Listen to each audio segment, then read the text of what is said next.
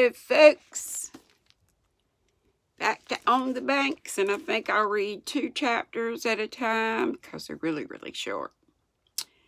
In the dugout, Laura and Mary took off all their clothes, and over their bare skins they put on old patched dresses. Ma tied on their sunbonnet, Pa took Carrie on his arm, and they all set out. They went past the cattle path and the rushes, past the willow valley and the plum thickets. They went down a steep grassy bank and then across a level place where the grass was tall and coarse. They passed a high, almost straight-up wall of earth where no grass grew. "What's that?" Laura asked, and Pa said, "That's a tableland, Laura." He pushed on through the thick, tall grass, making a path for Ma and Mary and Laura, and suddenly they came out of the high grass and the creek was there. It ran twinkling over white gravel into a wide pool, curved against a low bank where the grass was short. Tall willows stood up on the other side of the pool. Flat on the water lay a shimmering picture of those willows with every green leaf fluttering. So, the reflection. Ma sat on the grassy bank and kept Carrie with her while Laura and Mary waded into the pool. "Stay near the edge, girls," Ma told them. "Don't go where it's deep." The water came up under their skirts and made them float. Then the calico got wet and stuck to their legs. Laura went in deeper and deeper. The water came up and up almost to her waist. She squatted down and it came up to her chin. Everything was watery, cool, and unsteady. Laura felt very light. Her feet were so light they almost lifted off the creek bottom. She hopped and splashed with her arms. "Oh, Laura, don't," Mary cried. "Don't go in any farther, Laura," said Ma. Laura kept on splashing. One big splash lifted both her feet. Her feet came up, her arms did as they pleased, her head went under the water. She was scared. There was nothing to hold on to, nothing solid anywhere. Then she was standing up, streaming water all over, but her feet were solid. Nobody had seen that. Mary was tucking up her skirts, and Ma was playing with Carrie. Pa was out of sight among the willows.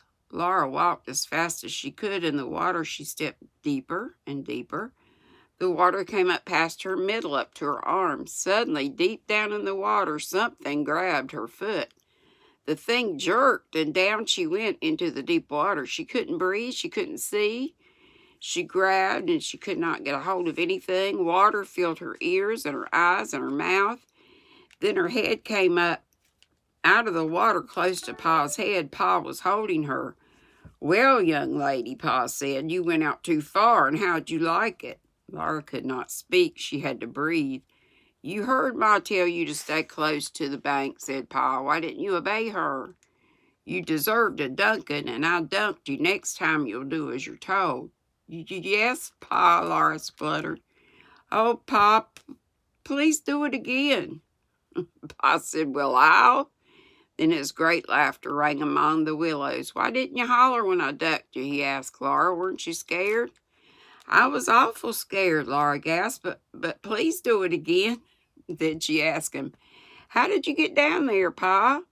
Pa told her he had swum underwater from the willows, but they could not stay in the deep water. They must go near the bank and play with Mary. All that afternoon, Pa and Laura and Mary played in the water. They waded and they fought water fights. And whenever Laura or Mary went near the deep water, Pa ducked them. Mary was a good girl after one ducking, but Laura was ducked many times. She liked it. Then it was almost chore time. They had to go home. They were dripping along the path through the tall grass, and when they came to the tableland, Laura wanted to climb it. Pa climbed partway up, and Laura and Mary climbed, holding to his hands. The dry dirt slipped and slid. Tangled grass roots hung down from the bulging edge overhead. Then Pa lifted Laura up and set her on the tableland. It really was like a table. That ground rose up high above the tall grasses, and it was round and flat on top. The grass there was short and soft. Pa and Laura and Mary stood up on top of that tableland and looked over the the grass tops and the pool to the prairie beyond. They looked all around at prairies stretching to the rim of the sky. Then they had to slide down again to the lowland and go on home. That had been a wonderful afternoon. It's been lots of fun, Pa said, but you girls remember what I tell you. Don't you ever go near that swimming hole unless I'm with you. And there's a picture.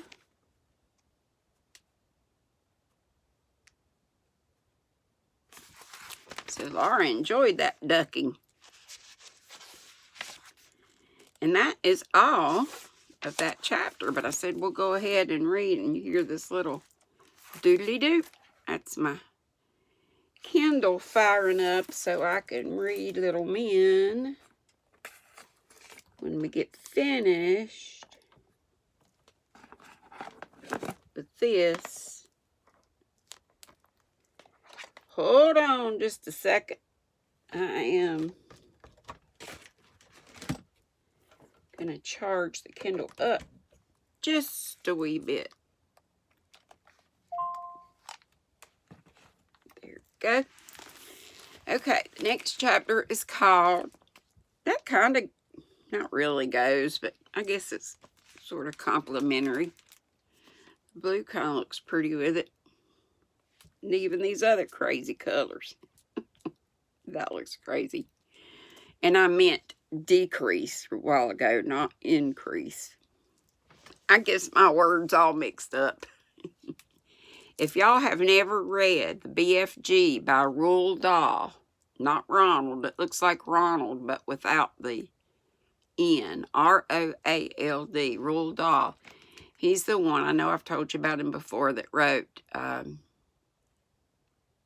Charlie and the Chocolate Factory, Matilda, bunches, The Witches, bunch of stories y'all know that have come out on movies, videos, whatever.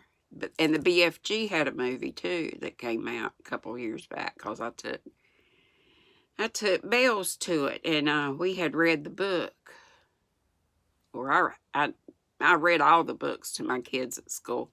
The BFG is great. What brought it to mind was he messes up his words, and it's so cute how he does that. And BFG stands for Big Friendly Giant. Okay, strange animal. All the next day, Laura remembered. She remembered the cool, deep water in the shade of the tall willows. She remembered that she must not go near it. Pa was away. Mary stayed with Ma in the dugout. Laura played all alone in the hot sunshine. The blue flags, which were the flowers, were withering among the dull rushes. She went past the willow valley and played in the prairie grasses among the black-eyed Susans. I love those flowers. And the goldenrod. The sunshine was very hot and the wind was scorching. Then Laura thought of the tableland. She wanted to climb it again. She wondered if she could climb it all by herself.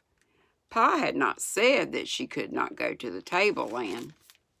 She ran down the steep bank and went across the lowland through the tall, coarse grasses. The tableland stood up straight and high. It was very hard to climb. The dry earth slid under Laura's feet. Her dress was dirty with her knees dug in while she held on to the grasses and pulled herself up. Dust itched on her sweaty skin, but at last she got her stomach on the edge. She heaved and rolled until she was on top of the tableland.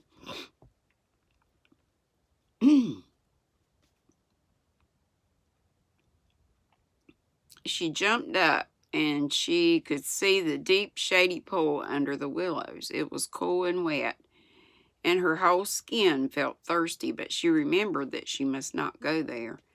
The tableland seemed big and empty and not interesting. It had been exciting when Pa was there, but now it was just flat land, and Laura thought she would go home and get a drink. She was very thirsty. Uh-oh. I think she's going to go to the water.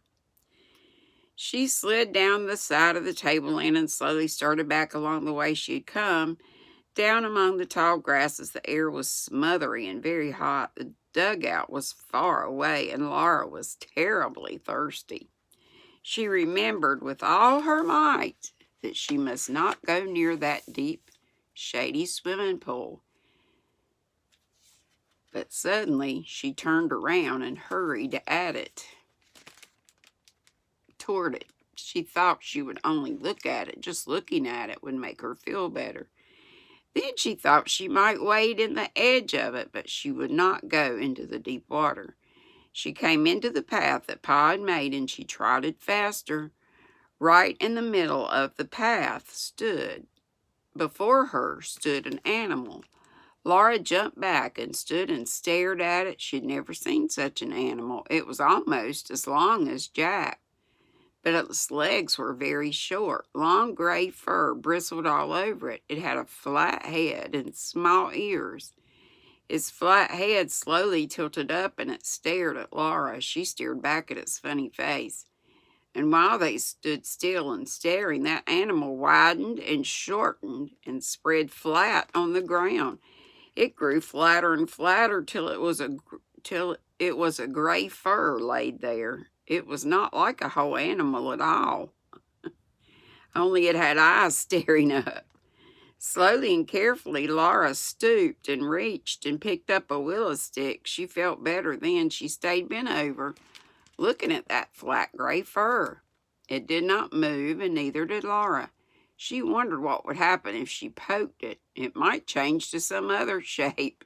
She poked it gently with the short stick. A frightful snarl came from it. Its eyes sparkled mad, and fierce white teeth snapped almost on Laura's nose. Laura ran with all her might.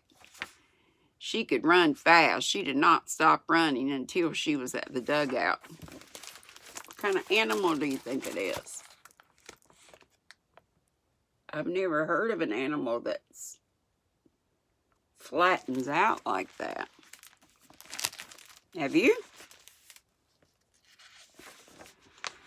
Goodness, Laura Ma said, you'll make yourself sick tearing around so in this heat.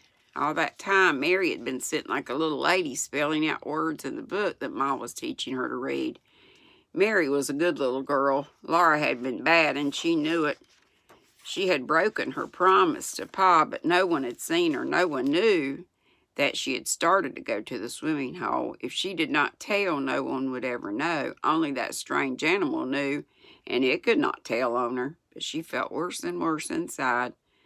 That night she lay awake beside Mary. Pa and Ma sat in the starlight outside the door, and Pa was playing his fiddle. Go to sleep, Laura, Ma said softly, and softly the fiddle sang to her.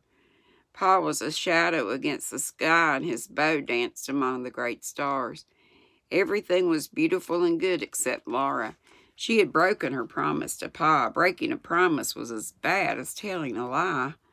Laura wished she had not done it, but she had. And if Pa knew, he would punish her. Pa went on playing softly. You think she's going to tell? I think she will. Playing softly in the starlight, his fiddle sang to her sweetly and happily. He thought she was a good little girl. At last, Laura could bear it no longer. She slid out of bed, and her bare foot stole across the cool earthen floor. In her nightgown and nightcap, she stood beside Pa. He drew the last notes from the strings with his bow, and she could feel him smiling down at her. What is it, little half-pint? He asked her. You look like a little white ghost, all white in the dark. Pa, Laura said in a quivery small voice, I started to go to the swimming hole. You did? Pa exclaimed. Then he asked, well, what stopped you? I don't know, Laura whispered. It had gray fur, and it flattened out flat, and it snarled. How big was it? Pa asked. Laura told him all about the strange animal. Pa said, it must have been did you guess a badger? I didn't. Then for a long time he did not say anything, and Laura waited. Laura could see his face in the dark, could not see his face in the dark. But she leaned against his knee, and she could feel how strong and kind he was. Well, he said at last, I hardly know what to do, Laura. You see, I trusted you. It's hard to know what to do with the person you can't trust, but you do know what people have to do. but you do know what people have to do to anyone they can't trust. What? Laura quavered. They have to watch him, said Pa, so I guess you must be watched. Your ma will have to do it because I must work at Nelson's, so tomorrow you stay where your ma can watch you. You're not to go out of her sight all day. If you're good all day, then we'll let you try again to be a little girl we can trust. How about it, Caroline? He asked Ma. Very well, Charles, Ma said out of the dark. I'll watch her tomorrow, but I'm sure she'll be good. Now back to bed, Laura, and go to sleep. The next day was a dreadful day.